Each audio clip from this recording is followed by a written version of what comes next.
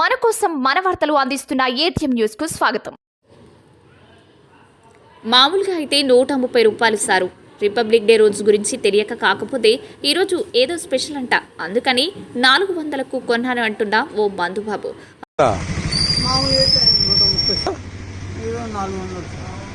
ఆత్మకూరు పట్టణంలో గణతంత్ర దినోత్సవం రోజు మద్యం అమ్మకాలు జరిగాయి. అధిక ధరలో అమ్మకాలు జరిగాయి. రిపబ్లిక్ డే సందర్భంగా మద్యం షాపులు మూసేసి మందు అమ్మకూడదని నిబంధన ఉన్న ముందు రోజు మద్యం బాటిల్స్ ని చేరవలసిన చోటికి చేరుకోవడంతో మదుబాబులకు మద్యం కొరవ లేకుండా పోయింది. కాకపోతే మామూలు రోజులో లభించే ధర కన్నా 5 రెట్లు రిపబ్లిక్ డే రోజు మద్యం అమ్మకాలు జరగడం విశేషం.